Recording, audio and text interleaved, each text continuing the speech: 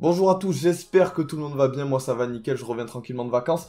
Nouvelle année, on démarre 2022 sur les chapeaux de roue par un petit récap de l'année 2021. Avant de commencer la vidéo, je voulais vous souhaiter à chacun d'entre vous une excellente année, croyez en vos rêves, réalisez les choses que vous avez toujours eu envie de faire. Moi personnellement c'est ce que je vais faire cette année. La seule résolution que je vais essayer de tenir, parce qu'on va pas se faire des promesses à l'avance, c'est de faire un maximum de vidéos variées autour du foot, parce que c'est ce qui me fait kiffer, c'est ce qui vous fait kiffer aussi, vous qui regardez les vidéos. Vous êtes de plus en plus nombreux. Merci à tous, et cette année, elle est pour nous. Ensemble, voilà, on va essayer d'avancer, et puis voilà, de se faire plaisir. C'est ce que je veux faire aujourd'hui, en se faisant un petit récap de l'année 2021, qui, dans le monde du foot, a été très chargé. Bon, une bonne année, ça commence par un bon mercato hivernal. L'année dernière, 2021, c'était pas le cas. Il ne s'est rien passé. Seul transfert notable, Saliba qui rejoint Nice. Un transfert qui aura pour but de nous fournir une banderole qui marquera à jamais l'histoire du foot français.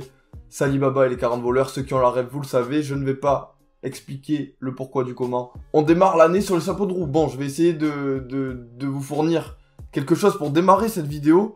Quelque chose de plus savoureux. Une déclaration de Leonardo en début d'année dernière. Régalez-vous. Il y a une culture dans la ville, il y a une culture à construire. Paris, par exemple, ça n'était jamais exactement la ville de foot. C'est toujours Marseille. Nous, ça nous fait plaisir, amis marseillais. Croyez-moi, on ne va pas parler que de Marseille pendant cette vidéo. On commence par ça, comme ça j'ai plus à le faire. 2021, amis marseillais, n'a pas été une année facile. Allez à l'Opéra, on prend la Bastille, on fait la révolution. Entre Révolution française, prise de la Bastille, supporters en prison, tête du président découpé, qui au final va se faire virer mais qui va rester au club, changement d'entraîneur, changement de président, un nouveau Bielsa sur le banc qui fait des choses merveilleuses ou des choses un petit peu bizarres, un mercato avec 12 joueurs, des défaites inattendues, des victoires inattendues. Payet redevient un joueur de foot, c'est ce que j'aimerais mettre en avant. C'est le Payet de 2016 qu'on a cette année là en 2021. Mais je pense qu'on ressort de cette année 2021 vachement en positif comparé à comment on l'a commencé.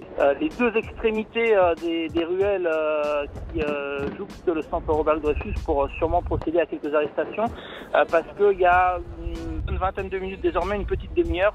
C'est vrai qu'on a vu quand même une scène assez violente de supporters marseillais. Changement de club, on passe un petit peu par un de nos concurrents, l'Olympique Lyonnais. Qu'est-ce qu'ils ont fait cette année? Coller une manita à la SSE, on est reparti comme il y a 4 ans. Nouvelle fessée, les Verts, vraiment, va falloir s'accrocher. Quand on parle de résolution à ne pas donner parce qu'on les tient jamais en début d'année, voilà, si cette année vous espérez que Saint-Etienne se maintienne, oubliez cette résolution. Ça sent très mauvais, changement d'entraîneur ou pas. Pascal Duprat.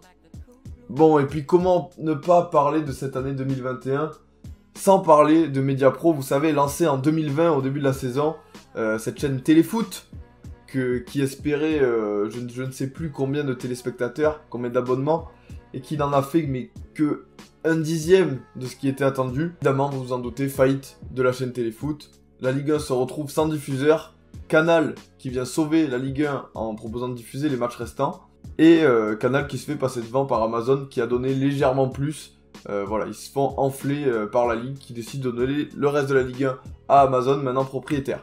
Sauf, évidemment, 2 matchs, parce que c'est toujours compliqué, ça peut pas être simple, il y a 8 matchs sur Amazon, 2 sur Canal, c'est des matchs particuliers, il n'y a plus le dimanche soir.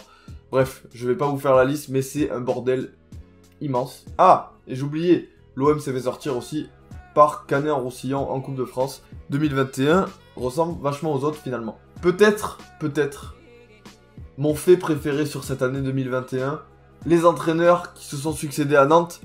Je ne vais pas vous faire le détail parce que c'est un bordel aussi immense. Mais les entraîneurs qui se succèdent à Nantes jusqu'à ce que Kita ait la bonne et merveilleuse idée pour nous amateurs de foot qui ne sommes pas supporters du FC Nantes de faire venir Raymond Domenech. Et là, une réussite. 8 matchs, 4 nuls, 4 défaites, un limogeage en un temps record. Voilà, il n'a rien fait. C'était incroyable vu de l'extérieur. Qu'est-ce que j'ai pu rigoler. Et il nous a sorti des déclarations, mais monstres, mais monstres. Il est pas chez nous, il est à Brest. Il est à Brest. Voilà. C'est comme ça. la réalité. J'aurais aimé prendre Maradona, mais il est mort. C'est comme ça. Bref, il était bidon, les joueurs n'adhéraient pas à son discours parce qu'il n'y avait pas de discours. Belle revanche sur le passé. Nouvelle déclaration, si je vous dis... Vous êtes pas content? Triplé. Voilà, triplé. Mbappé, cette année, s'il n'est pas au PSG, je pense que Paris passe une année, mais horrible. Et déjà que, bon, la plupart des joueurs se font assez dézinguer dans les médias, à juste titre, je pense. S'il n'y a pas Mbappé, j'imagine même pas ce que ça peut être. Triplé contre le Barça, doublé contre le Bayern, triplé au Camp Nou, je précise. Des performances juste énormes, meilleur buteur de la Ligue 1 une nouvelle fois. Quelle saison encore une fois pour la Noisette qui voilà, marche sur l'eau et qui n'a toujours pas prolongé, je crois. Si, on me dit que Mbappé aurait prolongé jusqu'en 2024. Ah merde, c'est son frère qui a prolongé. Bon, ben Mbappé ne veut pas prolonger. Visiblement, 2022 peut-être, non, visiblement non. Voilà, il est bien à Paris, mais il ne restera pas. Et s'il part gratuitement, la vidéo de l'année prochaine risque de commencer par ce fait-là. Ah, par contre, en termes de prolongation, Paris qui n'arrive pas à faire prolonger Mbappé, mais qui prolonge tranquillement Neymar jusqu'en 2025. C'est l'homme qui profite le plus des congés payés de toute la France métropolitaine. Personne n'a jamais autant profité des congés payés que Neymar, qui là vient de passer une semaine en plus au Brésil, en récupérant avant de revenir juste avant le 8e de finale. Mais il reviendra en pleine forme évidemment, puisqu'il n'aura pas joué depuis 2 mois et demi. Ah ouais, cette année c'était l'année des changements. Des idées on en a eu, mais des idées à la con. J'aimerais vous dire que la VAR a été retirée. Ce n'est malheureusement pas le cas. On a gardé cet outil miraculeux qui crée plus de polémiques qu'avant. Mais par contre, c'était l'année de la Super League. Si vous n'avez pas connu la Super League, qu'est-ce que c'était? Un super championnat européen en mode NBA avec que les meilleurs clubs en Europe qui a duré 48 heures avant que ces mêmes clubs ne décident de se retirer un à un. Révolution des supporters en Angleterre, bref, ils voulaient nous faire un micmac là pour que tous les gros clubs s'enrichissent, qui ne jouent plus, voire à peine des championnats domestiques, et qui est une espèce de Ligue des Champions avec des gros matchs tout le temps. Ça n'a pas duré, assez content, mais je pense que c'est qu'un débat qui va être repoussé dans le temps malheureusement. Comme la Coupe du Monde tous les 2 ans, ça aussi c'est une super année pour les idées à la con. J'espère que ça n'aura pas lieu. Visiblement là la tendance ça serait non. Même s'il y a beaucoup de sélections nationales, surtout en Asie et en Afrique, qui ont peut-être plus besoin de revenus, qui seraient très très chaudes pour avoir cette Coupe du Monde tous les 2 ans. J'espère que ça sera pas le cas. Bref, voilà pour les idées à la con pour cette année. Un truc un peu plus joyeux, Leicester qui crée un petit peu la sensation. Le titre de 2016 n'a pas été juste un épiphénomène puisqu'ils se sont installés un petit peu sur le devant de la scène en Angleterre. Cette année, ils ne terminent malheureusement pas dans le top 4 qui leur permettrait d'accéder à la Ligue des Champions. Ils ont fait top 6, ce qui est déjà pas mal, voire très bien pour un club comme Leicester, mais ils ont quand même gagné la FA Cup en battant Chelsea, je crois. Et là, ils viennent de gagner en début de saison le Community Shield face à Manchester City. 2 titres pour Leicester en Angleterre en une saison, c'est pas mal. Et puis, si on continue sur les titres, l'Inter met fin au règne de la Juventus. 9 ans, 9 titres d'affilée avant qu'un club ne réussisse à s'intercaler. Voilà, la Juve en perdition, Pirlo ça n'a pas marché, Allegri ça ne marche pas forcément, et l'Inter en profite. Conte champion, grâce à une saison stratosphérique de Lukaku et de Hakimi. Lukaku, Hakimi s'en vont de l'Inter à l'issue de la saison. Conte, qui vient d'être champion, s'en va également de l'Inter à l'issue de la saison, et pourtant l'Inter est toujours premier, avec un effectif moins bon que celui de l'année dernière, mais bon, pour l'instant ça tient. Et puis le fait le plus fou, peut-être, si il y a 1 an, j'avais fait une vidéo comme ça, qui n'est plus sur YouTube, parce que j'étais pas forcément fier de la qualité de la vidéo. Mais s'il y a 1 an, je m'étais dit au mois de début 2021, que cette année, Karim Benzema allait revenir en équipe de France pour l'Euro, je n'y aurais pas cru. Et personne n'y a cru, on l'a su quoi. Un jour avant la liste de Didier Deschamps pour l'Euro, où il y avait des rumeurs, personne n'y croyait, et puis on s'est tous mis à y croire, et quand on a entendu son nom, c'était fou. Il y a eu une hype incroyable, et je pense que son retour a été plutôt bien vécu, là où il y avait eu des critiques il y a pas mal d'années avec l'affaire de la sextape, affaire où il est d'ailleurs reconnu coupable, mais il va finalement rester en équipe de France. C'est pour ça que c'est un micmac sans vraiment de réponse cette histoire. Quand on pensait qu'il n'était pas coupable, il n'a pas été appelé pendant 5 ans. Là qu'il l'est, il reste appelé. Bref, on n'est pas là pour donner un avis parce que ça m'intéresse pas trop, mais c'est quand même une affaire relativement étrange. Un gardien qui marque, ça arrive chaque année, je pense. Alisson, buteur dans un match à enjeu pour Liverpool, qui ne faisait pas une grande saison, mais qui luttait pour la 4ème place pour être en Ligue des Champions cette année. Alisson qui marque à la fin du match contre Burnley, je crois, pour donner la victoire aux Reds. Ça n'a pas de prix. Alexander Arnold, la tête d'Alisson, extraordinaire, Alisson, le héros brésilien qui vient permettre à Liverpool dans les dernières secondes. Un petit tour en Espagne, où là, le Barça, ça va pas fort. Une année où le Real était un petit peu en transition, et ben c'est l'Atlético qui en profite et qui fait le trou, qui fait une excellente année 2021. Un petit tour en France où, je vous disais, l'année du Paris Saint-Germain aurait pu être très compliquée sans Mbappé. Et ben elle l'a quand même été. Lille qui crée la sensation et qui finit champion de France. Les meilleurs joueurs restent, contrairement à l'Inter. Mais, et c'est là tout le mais, l'entraîneur Christophe Galtier qui fait une saison 2020-2021 exceptionnelle, s'en va de lui-même pour aller, vous vous doutez bien, non pas au PSG, mais à l'OGC Nice. Qui a fini, je crois, 6 ou 7ème la saison précédente. Un choix qui a paru étrange, qui a été justifié après par le principal intéressé pour se rapprocher de sa famille, pour un projet ambitieux. Nice, cette année, c'est séduisant, c'est 2ème de Ligue 1. Et on comprend assez bien le choix de Galtier avec un peu de recul. Et j'aurais dû commencer par ça. Quelle idée de ne pas commencer par ça. 1er janvier 2021, ça faisait 3 jours, je crois, ou 4, ou je crois que c'était pour Noël 2020, que Thomas Tuchel a été limogé du PSG. Il a tout fait pour se faire limoger à la fin, on va pas se mentir. Mais voilà, il en avait marre, il pouvait plus se les voir. Il pouvait pas faire ce qu'il voulait au club, ça lui allait pas. Limogeage pour Noël. Il commence l'année sans club, il récupère Chelsea en janvier, à la place de Lampard qui avait fait du bon travail mais qui n'arrivait pas à tirer la quintessence de son groupe. Il prend Chelsea, il les amène en finale de la Ligue des Champions, il gagne la Ligue des Champions. Merci, au revoir. Pendant ce temps, Unai Emery à Villarreal, lui aussi limogé du PSG quelques saisons plus tôt, amène Villarreal en finale de l'Europa League. Et bah Manchester United au terme d'un match fou, séance de tir au but, 11-10. C'est David De Gea qui craquera au terme d'une séance où il n'aura arrêté aucun penalty et où il rate son tir au but final. Victoire de Villarreal, victoire d'Unai Emery, victoire de Thomas Tuchel en finale de Coupe d'Europe. Un choix qui remet peut-être un petit peu en question le travail de la direction du PSG avec ses entraîneurs. D'autant plus quand on voit que Pochettino l'a remplacé et qu'en un an, malheureusement, je n'ai rien à ressortir du coaching de Pochettino. Je pense que c'est le cas aussi pour les supporters parisiens. Il y a eu une demi-finale de Ligue des Champions, perdue à Manchester City. Mais quand on regarde les matchs, il n'y a aucun enseignement à tirer, aucun style de jeu qui se démarque véritablement. Petit moment émouvant de cette année, pas très joyeux. L'Euro de l'équipe du Danemark, marqué par un événement tragique dès le début du tournoi, le malaise cardiaque d'Eriksen. Heureusement, il va bien. Est-ce qu'on le reverra sur un terrain? Je ne pense pas. Et ce qui s'est passé derrière avec tout son pays, tout le monde du foot qui l'a soutenu, et le Danemark qui a fait un Euro exceptionnel en allant jusqu'en demi-finale.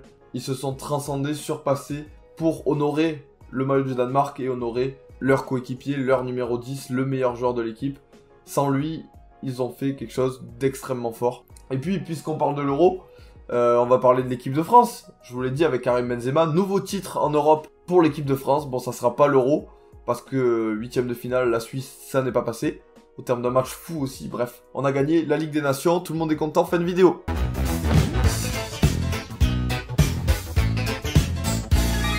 Non, plus sérieusement, voilà, la France, à l'Euro, c'était trop beau. Premier dans le groupe du Portugal et de l'Allemagne. Tombe contre la Suisse, un match fou. Benzema qui individuellement fait un Euro formidable, mais collectivement ça n'a pas pris. Et pourtant je pense qu'il y avait la place, il y avait vraiment la place. Mbappé malheureusement qui, pas à l'image de sa saison, passe à travers cet Euro 2021. Et c'est l'Italie qui va en profiter et qui va finir championne d'Europe. L'Italie qui a raté la Coupe du Monde 2018, qui là n'est toujours pas qualifiée et qui va devoir passer par les barrages pour la Coupe du Monde 2022, mais qui paradoxalement s'en sort, mais pas très bien parce qu'ils ont été très bons, ils ont été la meilleure équipe pendant cet Euro et ils s'imposent finalement au tir au but là où Donnarumma a fait un tournoi juste monstrueux. Et puisqu'on parle de sélection nationale, Lionel Messi a enfin remporté un titre avec l'Argentine. Après les Jeux Olympiques en 2008, il gagne enfin un trophée majeur, la Copa América, au terme d'un match chiant à la mort. À 4h du matin, regarder un match comme ça, vraiment, faut aimer le foot. Je me suis pas endormi, mais c'était horrible. Le reste du tournoi, ça allait, mais la finale, Argentine-Brésil, normalement, c'est censé te vendre du rêve, déjà qu'il n'y a pas de spectateurs. Pas de spectateurs pendant la fin de la saison 2020-2021, mais quand même, retour des spectateurs, c'est un événement quand même pour l'année 2021. Full, quasiment. Je parle pour la France, parce que les autres pays, c'est plus compliqué, pour la plupart. Mais on est enfin de retour au stade. Bon là, à l'heure où je vous parle, on est de nouveau privé de stade. Mais on a pu y regoûter, et c'était un carnage. On va pas se mentir, pour un retour dans les stades, moi j'imaginais des dingueries. Il y a eu des dingueries. Il y a eu des super tifos, il y a eu des ambiances de fou. Je parle pour moi au Vélodrome. Mais il y a eu surtout un carnage dans les tribunes. Jet de projectiles, bagarre, envahissement de terrain. Bref, des matchs reportés à tout va. Violence sur les joueurs, violence en tribune.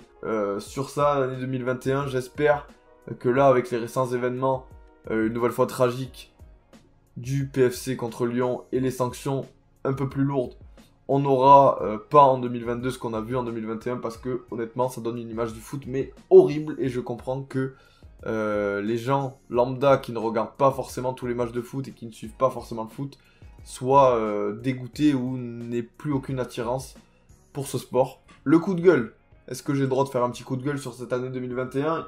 Ça peut être plein de trucs différents, un truc qui a marqué un petit peu mon être au plus profond de lui. Plus de buts à l'extérieur en Coupe d'Europe, c'est intolérable. C'est une règle à la con. Je ne sais pas pourquoi, qui a eu cette idée de retirer cette règle qui fait l'essence même de la Coupe d'Europe et qui nous fait tous vibrer. Ça en fait partie du truc, je sais pas pourquoi on le change, j'ai toujours pas compris l'explication. Il y a eu aussi les Jeux Olympiques que personnellement, après le flop de la France, j'ai pas trop suivi. En plein été, on n'a pas trop que ça à faire, et les Jeux Olympiques, c'est des équipes toujours bizarres, même s'il y a de plus en plus de joueurs qui veulent le faire. Bref, c'était pas ça que je voulais dire. Dani Alves gagne les Jeux Olympiques avec le Brésil. Pour fêter ça, il signe au Barça. Voilà, le Barça qui a repris Xavi en tant qu'entraîneur, mais qui reprend Dani Alves en tant que joueur. Busquets est toujours là, Piqué est toujours là. Quand on va jouer l'équipe, c'est effrayant. Ah oui, et bah du coup, transition toute faite. Tu le signes, Dani Alves, je crois qu'il a 39 ans, bref, il est là pour encadrer les joueurs. Pourquoi pas, bon, il est pas trop payé, à la limite. Mais Messi s'en va, ça a quand même été le fait majeur de cette année pour les gens qui ne suivent pas le foot de près, je dirais. Qu'est-ce qu'on en a parlé ? Messi va au PSG. Ça aussi, si je l'avais dit au mois de l'année dernière, je ne l'aurais pas cru. Surtout que Paris a fait signer Ramos, en plus de Messi. Paris a fait signer Donnarumma, Paris a fait signer Hakimi, Paris a fait signer Wijnaldum. Un mercato que personne n'avait fait dans l'histoire. Le Real l'avait fait sur plusieurs saisons. En un été, tous libres quasiment. Faire signer autant de stars comme ça, c'est incroyable. Ça a été repris et repris et repris dans le monde entier. Bref, le PSG en termes de marketing, je pense que tu ne fais pas mieux dans le monde aujourd'hui. Par contre, sur le terrain, autant de stars entre Ramos qui, je l'avais peut-être oublié tout à l'heure, défie Neymar en termes de congés payés. Parce que là, on est sur 3 matchs joués sur la saison, je crois, 2 de Ligue 1, 1 en Coupe de France. Exceptionnel, le contrat qu'il a pris pour faire ça, je le fais mais tous les jours. Et du coup, vous voyez sur le terrain, beaucoup de stars, mais Wijnaldum, c'est pas le Wijnaldum qu'on connaît. Hakimi, a priori, commence à sortir beaucoup, c'est pas le Hakimi qu'on a vu l'année dernière. Messi, c'est l'ombre, mais vraiment l'ombre du joueur qu'on a vu depuis 15 ans. On l'a jamais vu aussi peu décisif. J'ai envie de dire pas bon, mais c'est... Ouais, vraiment pas bon. Parce qu'on s'attendait pas à ça.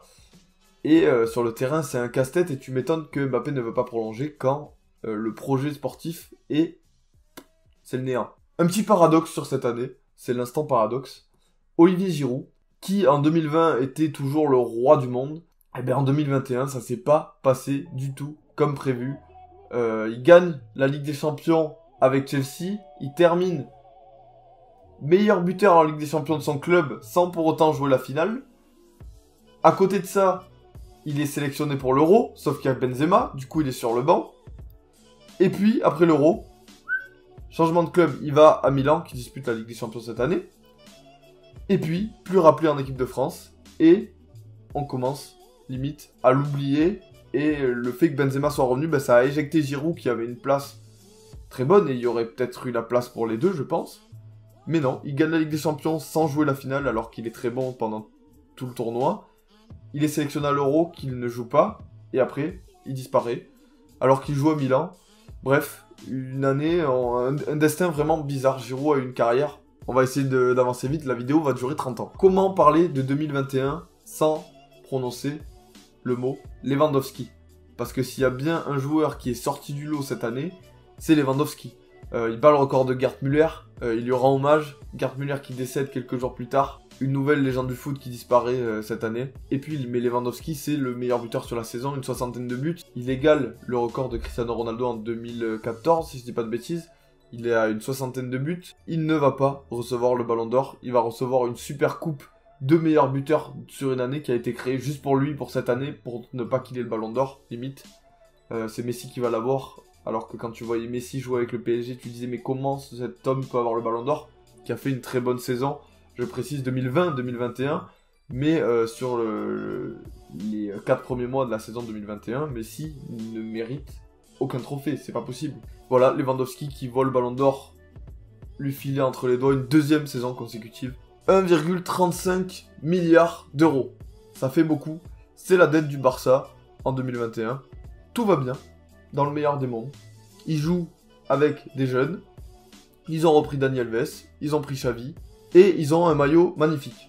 Non, plus sérieusement, je pense que le projet est bon à l'avenir. Les temps sont durs à Barcelone. Le maillot est dégueulasse. Je peux pas, moi, les maillots comme ça m'insupporte. Cette année, il va falloir s'accrocher, il va falloir espérer être le plus haut possible au classement pour jouer une compétition européenne l'année prochaine. Laquelle, on ne sait pas. Là, en tout cas, le Barça va jouer l'Europa League. Benjamin Mendy, il y a un an, son nom évoqué, son passage à l'OM, son excellent passage à Monaco, ses sons avec Jul. Maintenant, aujourd'hui, tu dis Benjamin Mendy, limite, tu peux te faire démonétiser. Il est toujours en prison. 7 viols, une agression, voilà, ça s'ajoute de plus en plus. Son procès est repoussé à chaque fois qu'il y a une nouvelle plainte qui arrive contre lui. Et ça me fait penser, du coup, Pierre Ménez n'est plus sur FIFA pour une affaire relativement similaire. Voilà, descente aux enfers pour Pierre Ménez en 2021. C'était pas beau à voir. Une petite fenêtre transfert une nouvelle fois. Le mercato estival, je vous ai parlé dessus du PSG. Manchester United, qui crée la sensation Cristiano Ronaldo est de retour à Manchester United. Et là, c'est pas un transfert à la Messi, là, hein, où il est inerte pendant 4 mois. Non, non, non. Un retour déjà à Old Trafford pour son premier match contre Newcastle, doublé. Incroyable. Ce match, vraiment, s'il fallait pas en rater un, c'était celui-là.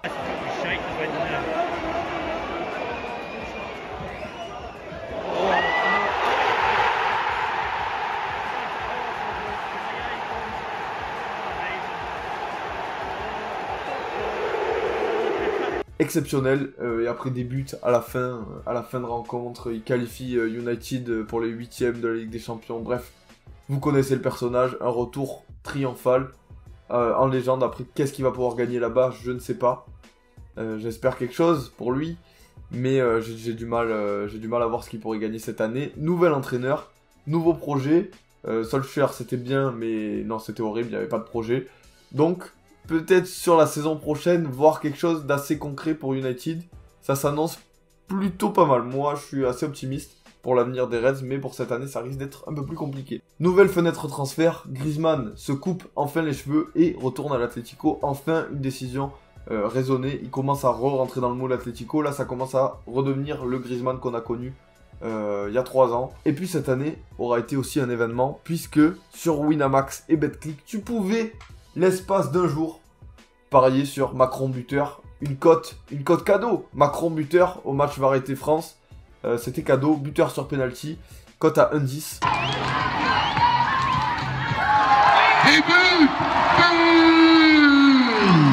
Voilà, le goal s'il a arrêté, on sait pas ce qui lui serait arrivé, mais bon, c'est pas Poutine, mais quand même. 68 mètres, nouveau fait chiffré, demande à Wabi Kazri, il va te dire. On n'était pas loin de la frappe à déclencher. Alors il a un petit peu de réussite sur la fin parce que c'est bien joué ça. La tentative de loin. C'est Et magnifique. quelle tentative! C'est extraordinaire. C'est bien joué, vous disiez! Mais c'est mieux que ça, c'est génial! Bernard Tapie s'est envolé cette année, tout comme René Malville, tout comme Filou. Un événement qui a bouleversé tout Marseille, et puis le monde du foot en général. On a eu droit à des hommages juste fous au Vélodrome, voilà, très fier d'avoir pu contribuer à ça. Je vous remets un petit extrait juste pour l'émotion, pour le plaisir, d'une vidéo que j'avais déjà fait sur le sujet.